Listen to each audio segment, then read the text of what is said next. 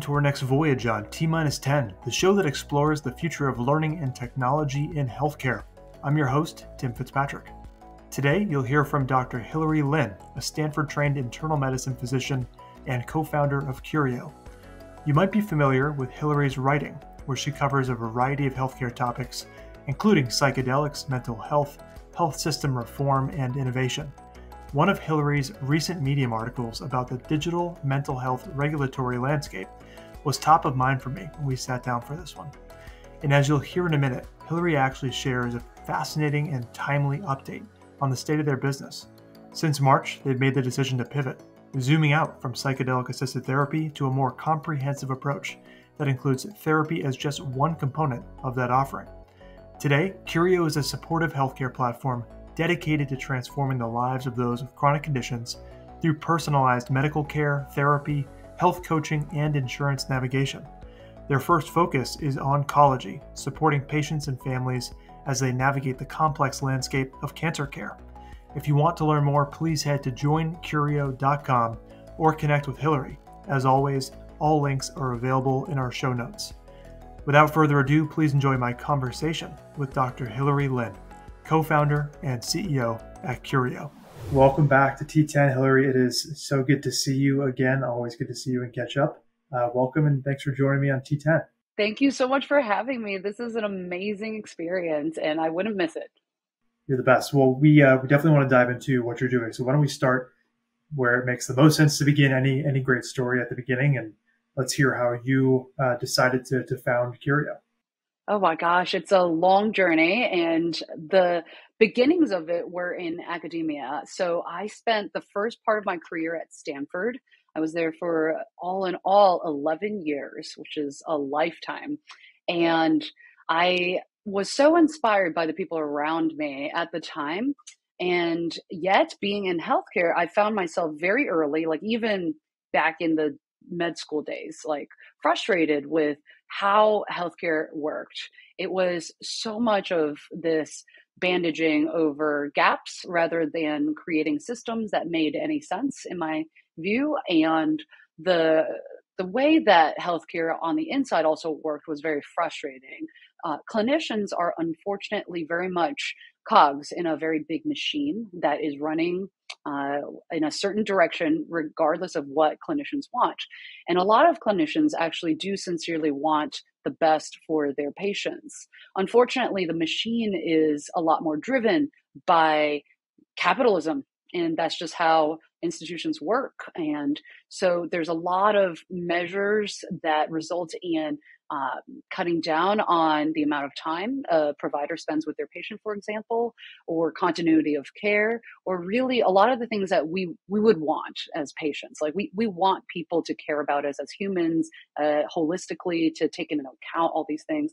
So all of that basically really piled up on me, led me to feel quite burnt out. I moved to New York in 2018, originally because I wanted to go into oncology. A part of me was wondering, maybe I just need to subspecialize and everything will be different. And I did love oncology for a lot of reasons. I went into it because I care a lot about life and death questions, existential questions, helping people feel all right about facing their mortality. I think what frustrated me again was that you do so little of that as an oncologist. It's a lot of in and out of the clinic room, dealing with a massive amount of administrative work, prior authorizations, so on and so forth. I just felt like I was not able to be the fulfilled, actualized doctor that I so wanted to be. So I left. At that point, I had dabbled on the side on some ideas, some projects in the tech world, but never really taken the time to start my own company. So the first attempt was in the cancer screening space. It was in colon cancer. I cared a lot about GI cancer, and I moved on quickly from there. Like it was a lot of learning on the go. I had not worked a job in any other field before then, so my life was very narrow in terms of my experience, and I had to learn on the ground. So I spent, around 6 to 8 months each on early teams working in the digital health space. So sleep health, relationship wellness, the cancer screening. And then finally, at the beginning of the pandemic, I realized that everything came together at this core concept that I cared so much about, which is helping people live a good life. And a lot of that is tied up with how we feel about our lives, our emotions. And the early days of Curio, the company I'm working on now, it was very much based in emotional actualization. I'll save the rest for your next upcoming questions, but that was my long beginning to my startup journey. So I find it fascinating because I've known you now for probably shortly after, maybe a couple of years, 3 years, but since Curio, I think shortly after you started Curio. And I'm loosely familiar with this beginning story of building the emotional health support company because of your focus on education. And that's obviously what the show is all about. That's what our work has been and where we've had so many strong ties. But I did not realize all the threads that fed into what is now, and Curio itself has evolved many times. I'm excited to hear the update, but no, I'm excited for you to keep going because where I sit now today, knowing what I know about Curio and you, it's fun to see that you really do have all of these threads throughout your career that now makes so much sense when you see the current form of what it offers and how you approach your strategy for supporting patients. So please continue. Yeah. Just know that this thread is helpful for anyone who's been following along for the last couple of years. Oh, thank you so much. And for me, I think I'm as distracted as anybody else living in today's world. But the reason why it's all come together is I find it easier actually to focus on a singular purpose. And for me, like that personal self-actualization and my company's actualization is one and the same. And that's why it's come together in this way. And I talk about it the way I do. So with Curio, in the beginning, I was so burnt out and frustrated with healthcare that I very much wanted to start a wellness company. And what I mean by that is we were coaching people on how to explore their emotions from the basics of even labeling emotions, understanding mindfulness around your emotions, to regulating them and to much more sophisticated ways of interacting using emotional language and expression. We even used to host improv classes to help people explore. Yeah. So it was so much fun. And I think the tough thing was realizing that this sort of business can only go so far in the field of healthcare.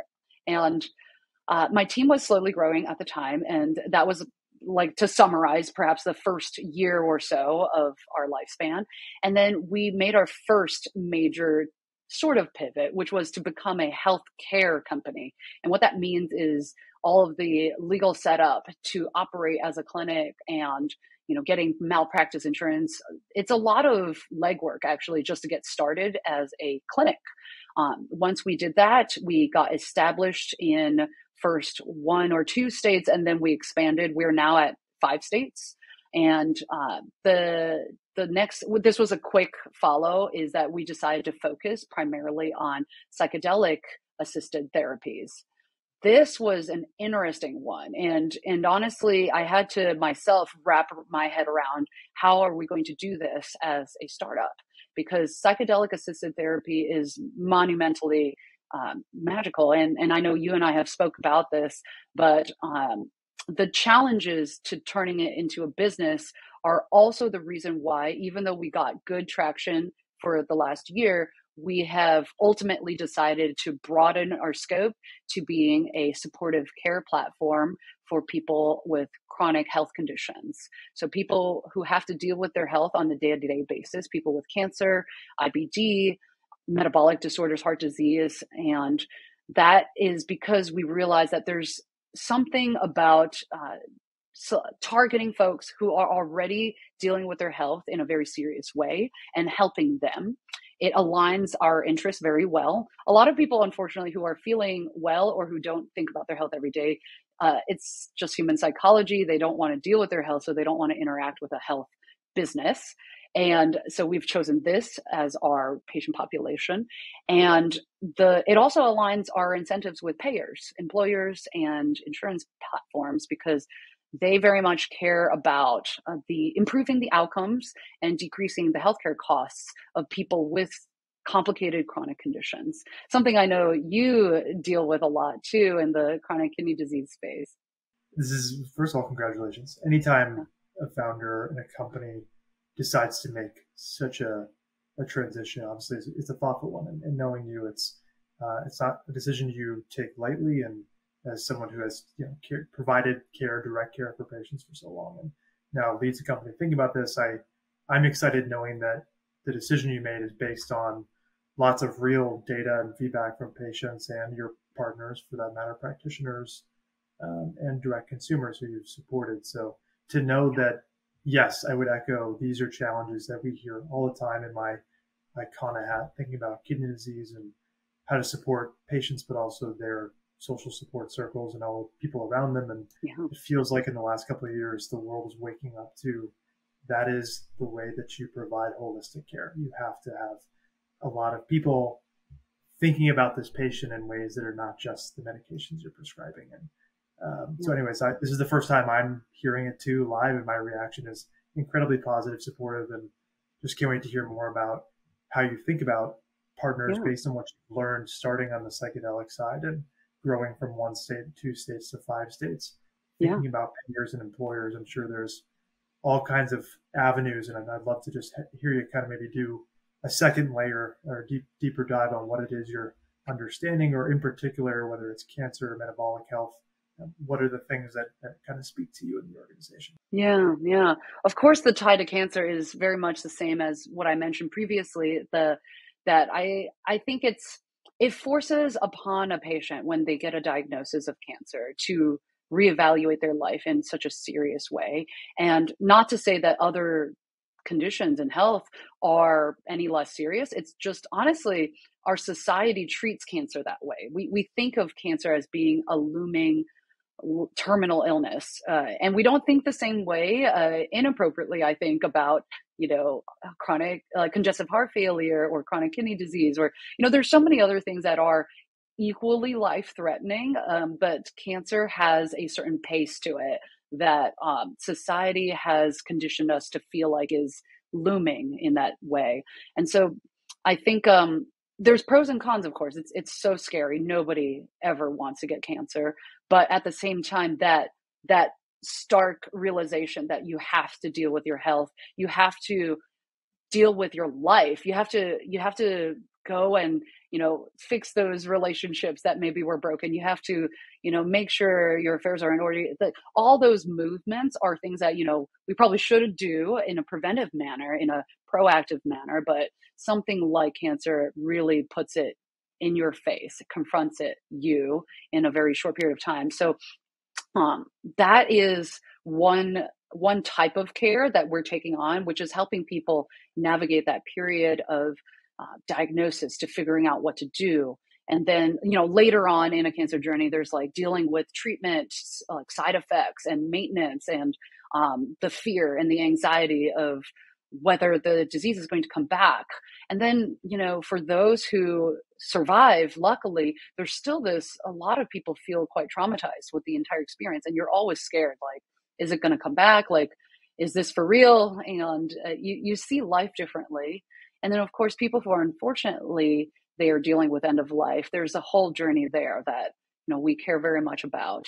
And I'm just using cancer as an example because it's easy to lay out that journey. It's a bit more up and down with conditions like CKD and heart disease. Actually, that's what makes it hard. Actually, it's you're better and then you're worse. You're better and you're worse. It's not clear when your life is close to ending or when you're totally better. But there's some parallels to that difficult journey. And a lot of it, as you can tell from the way I'm telling it, is extremely emotional. Yet people, when they see their specialists, because they're quite busy, you only get to touch on that emotional piece. Most of it is just like, we got to get you prior auth for your chemotherapy. Let's try and get you started like this time. It's just very factual and logistical, and even behind the scenes, like oncologists are very warm-hearted people, but you see they're just chickens with their heads cut off kind of a thing behind the scenes. They're just trying to like delegate tasks all around, just be like, just solve this problem. Like it's a nightmare. So there's a lot of work that gets lost. And unfortunately, a lot of the work that gets left behind is the emotional work for patients, the supportive care. That's what we've decided to tackle. We tackle care navigation. That means, helping a person navigate their benefits, their insurance, like how to deal with the financial burden of these chronic care conditions. We help with, obviously, the emotional piece much more directly. We have therapists on board. We still do offer our ketamine-assisted therapy. By the way, it's just a smaller portion of our services. And then we have the primary care med management aspect. So helping make sure that, things don't get lost. Like, for example, in cancer care, it's perhaps not obvious, but it's still important to maintain a healthy weight. Like, you don't want to lose too much weight, of course, but actually being obese is, it shortens life, and it leads to greater risk of recurrence. So there's like things that people lose because they're dealing with the fight or flight of the disease, that they just need a team behind them to make sure they're not missing these gaps. So that's what we're hoping to serve. It's a great segue, right? Because I'm thinking about product, I'm thinking about tech and how this changes when you think about zooming out or zooming in to what you've already built out in the infrastructure. And I'm sure as you've been building Curio, you realize where there are gaps, where maybe providing a treatment or a therapy is a piece of a much larger vision, and what that whole product has to be in order to be something attractive to the stakeholders you're talking to and want to work with. And just as a side note, when you mentioned the parallel difficult journeys that patients face, and it's not just cancer, where you have those deeply emotional, visceral reactions, and the conversations with your care team. I yesterday finished Brain on Fire, right? Autoimmune disease, and fascinating retelling. And I remember towards the end of the book, the author, Susanna, talks about how even though cancer and some of those early tests in her journey, even though cancer wasn't involved, that's where the family had the most acute reaction, despite the fact that she was dealing with something so serious and there were so many unknowns. And that was really powerful. And then separately, of course, I first was drawn to what you're building for my own VA experience. And that's, for the very reason that there's so much that is taboo for no good reason, I should say. Obviously, there are plenty of reasons why it's handled the way it is, but to see that more and more people are being educated around the opportunities and the potential and the positive side of embracing these new tools and skill sets and treatments. It's something I've heard you talk about before, and I'd love to have your sense of optimism. I think my favorite part of having these conversations is around what makes a founder in particular, and certainly a clinician founder, optimistic despite it all, like despite the regulation, the regulatory risk, despite like having to go convince payers or employers that you know what you're doing or you can deliver a service. What are the things that today, as you're fresh out of a new direction, have a new vision for the company, what are those milestones, things that are kind of you latch on to help keep you going, and when you think about building the future of Curio? Yeah, I think there's two parts to it. One is by now we're lucky to have served quite a few patients. So we know that at the clinical level, we're doing well. We've done measures of outcomes for depression and anxiety, for example. And with our ketamine-assisted therapy treatments, people have their scores, like their PHQ-9 and GAD-7, and little over a month. It's like so fast. It's like night and day. And yeah, it's incredible. You don't see that at all in a regular clinic. And you also, like, there's so much fewer things to worry about because you're not on the daily medication that might cause havoc to every other system in your body. So that's been really promising. We know that there's something right with the way we're approaching our patient care. Our team is extremely mission driven. That's And I think it's lovely to have people all together working towards the same thing in that way. I think it's tough when you work in a big institution, like, ones that I've worked in, where there's a lot of conflict in incentives, and the people who are caring for patients really don't have much of a say. Um, so that's good. I really do believe in startups and entrepreneurs and founders, and I wish there were more clinician founders, because it's what we need to really make a change in the world that we live in, a tough world with bad incentives and complicated systems. The second piece of it is, I think we are seeing quite a revolution, and I don't want to sound extremely boring by saying the same thing as many people, but the current AI revolution is one that I'm finally hopeful might actually disrupt healthcare. So everybody has always been like, we're going to disrupt healthcare, like all these things. And up until this point, it's almost been like a glossy layer on it. Like, yes, now many clinics and hospital systems have a website, and you can book appointments online sometimes. And, you can get messages through a portal behind an annoying password that you have to get 3-factor authentication for. So there's like, yes, technology has helped in some ways. It's created burdens in others so far. And what's so magical about the generative AI movement is that we actually finally can do something. And it's not in the way that maybe you listeners might be thinking.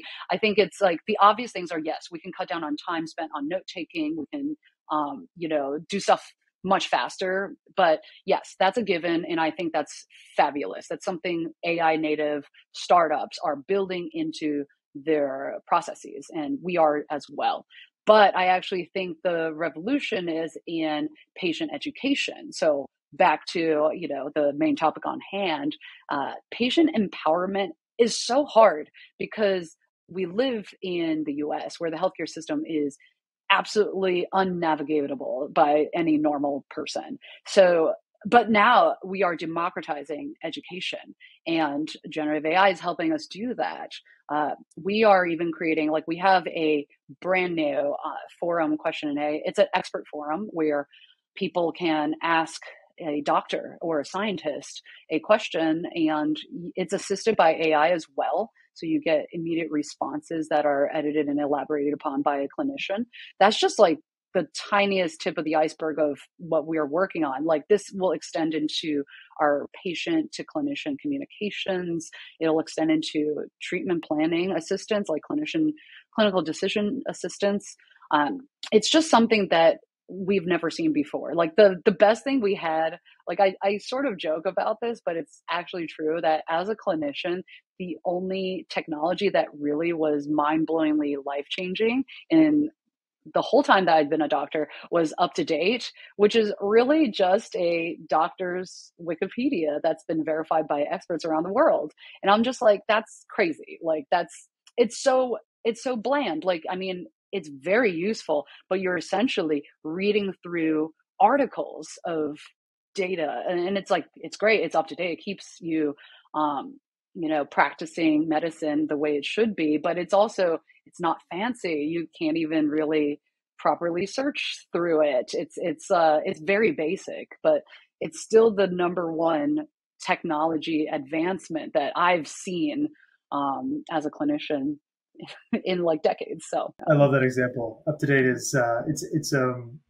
anyways, I could digress on that, and I love the education theme, but so many friends, I know many of these are shared friends who are using and thinking about similar themes to disrupt even that approach and model, and there's a lot of excitement there. So maybe we can also see some in the next few years, clinicians whose minds are equally blown by the advances brought by Gen AI. But the one thing I want to just note before we wrap up is your approach to the AI-assisted expert forum Q&A. I love, because it gets right at, I think, the between the lines interpretation of the recent JAMA piece that talks comparing empathy, comparing physician responses to AI responses, and what it misses, and that is, why are we thinking them as separate, as distinct things? You're not just going to go ask a chatbot for an answer. You're going to want to loop in the clinician. In an ideal world, it's very much like what you're describing, and so an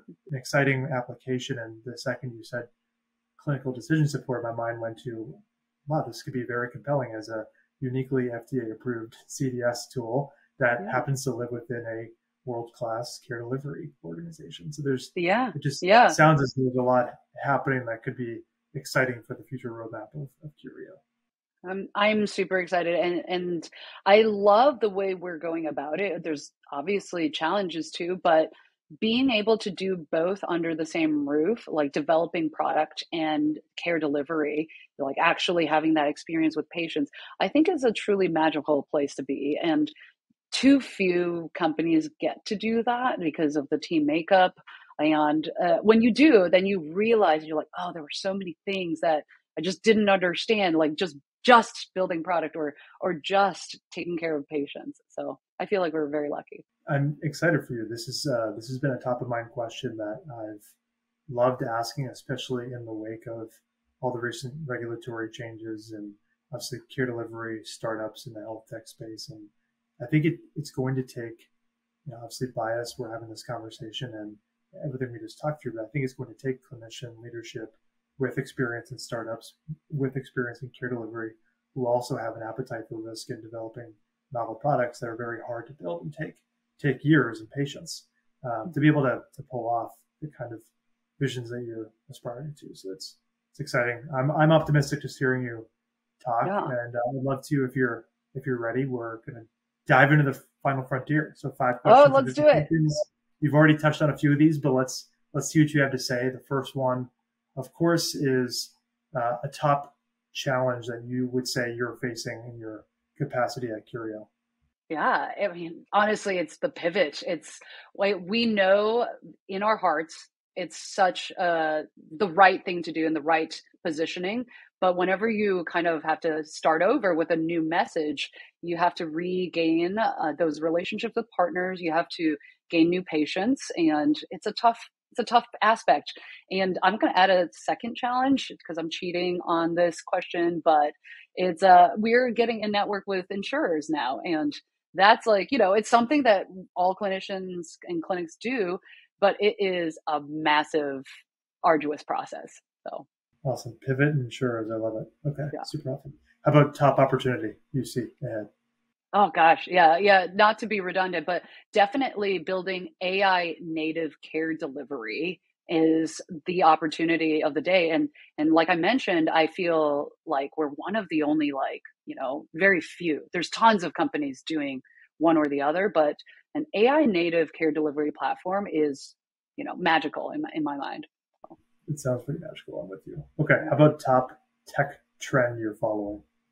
Tech trend. Okay. So other than generative AI, as I am really intrigued by the VR AR world. I'm following it. I don't know yet. Yeah, I want to try. I got to try these new Apple ones, and they're not coming out until 2024. So I reserve any judgment. But I always said that I hated VR headsets unless Apple would make one. And now that they've made one, I feel like I've got to try it out. I love it. We'll have to have an AR VR party in New York. Yeah. I can't wait for that Kona party. So. Awesome. How about top media recs? This would be book, podcast, anything you're consuming these days, media-wise. Yeah.